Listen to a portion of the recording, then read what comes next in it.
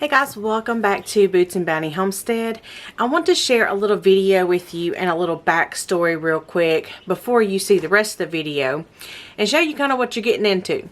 So we have been looking to restock a flock of chickens, not just because of egg prices, but because whenever we moved or sold our last city stead and moved to our current location out in the country, we had to sell our chickens because of some timeline issues with the move.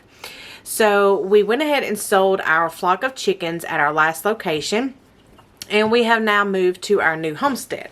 We've been trying to decide the timeline on getting chickens again, simply because we have to set up a new run, and we did bring our last coop with us. We just didn't know exactly where we were going to put it and when we were actually going to get chickens. So speeding up this process, of course, would be the inflation of prices on eggs and such recently that we decided to go ahead and get chickens.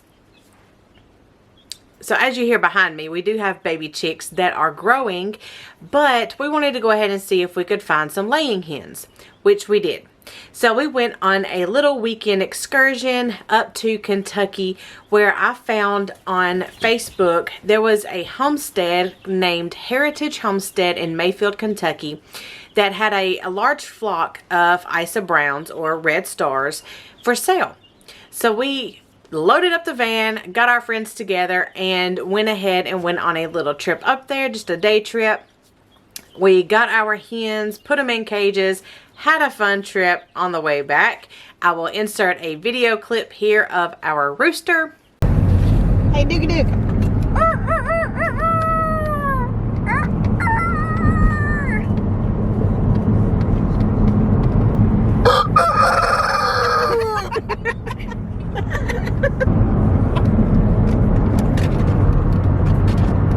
Here goes.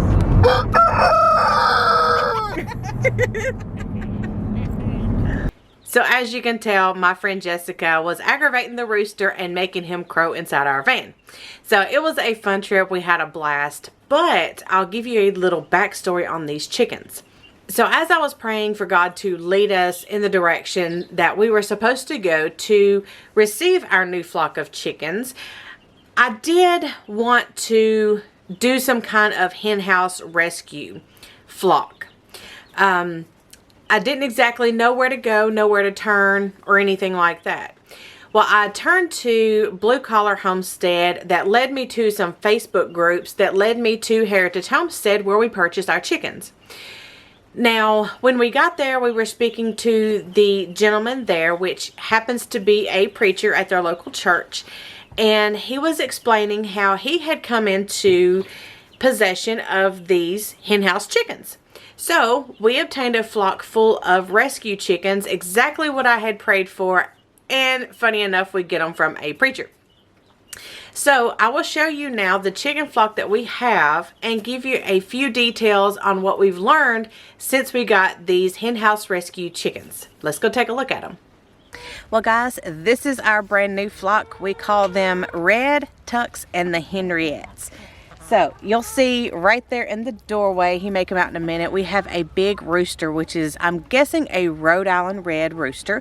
We are calling him Red. And then the chickens you see here are the Isa Browns or the Red Stars that were the hen house rescue chickens. Also, back here you will see two little silky roosters that they were just kind of given to us after we talked to the previous owner of these chickens. He was like, look, I've got these two silky roosters. Would you want to take them? We said, sure, no problem. So these are our chickens. You will see that they are post-molt and that they are regrowing their feathers right now.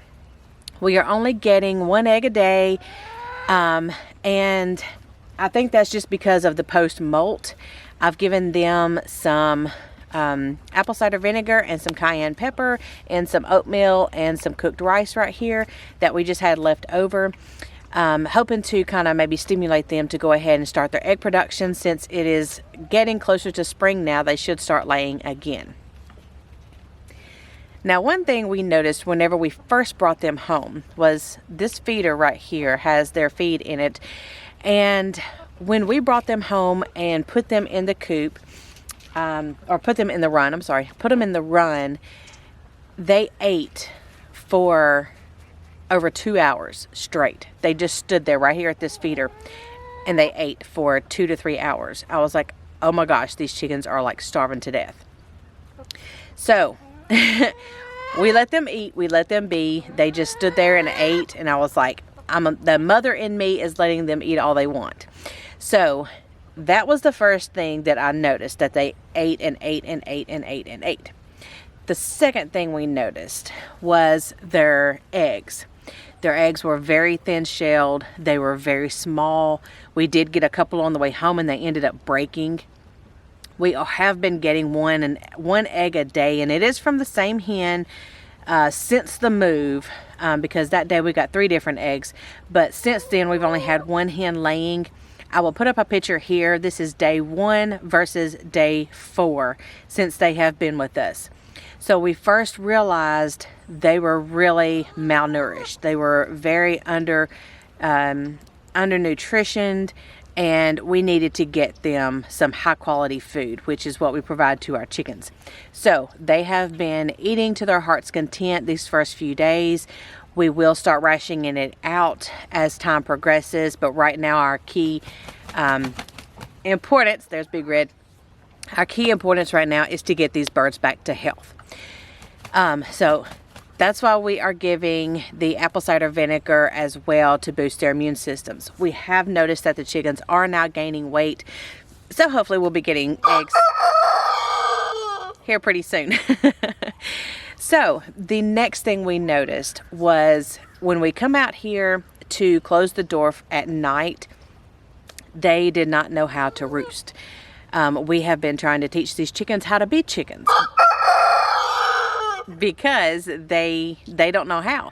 They were in hen houses. They were on the ground or on concrete with tons of hay, conveyor belts. All they were doing was just producing eggs.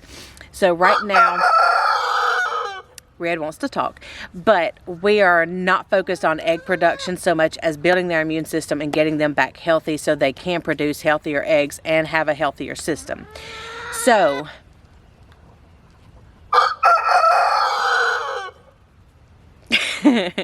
so right now, at night, we have been coming out here and putting all of the chickens inside the coop and getting them used to going inside the coop so we can shut the door and keep them protected at night, because we do have predator occurrences around here that we do need to keep our eye open for. Our neighbor has already warned us, because several people around here have had, chicken predators, being, dogs or fox or coyotes or, animals like that like to come out at night. So we do lock them up at night. We just had to teach them how to do that. Now, last night was the first night, that was day 3, that they actually all went inside the coop except for one of the silkies. So, that was an advancement. So on day 3, they all actually put themselves up. So they are learning. Nobody gets on the roost yet, but it will come in time. So I wanted to run this by you guys, let you know if you do come into some hen house rescue chickens, kind of what to expect. They do not know how to be chickens. You will have to teach them how to be chickens and just make sure that they get all of the nutrition that they need to build their systems back up. So stick around, see these chickens grow with us, and see the next few weeks. We're going to be giving updates on how they are doing. Make sure you attend our lives. We will be giving updates there as well. And just keep up with how these chickens are doing. And let me know down below if you've ever ran into getting some rescue chickens yourself. And let me know how yours did, and give me some ideas on what we may expect or what we may need to be looking for. So thank you guys for stopping by, and we will see you next time, guys. Bye.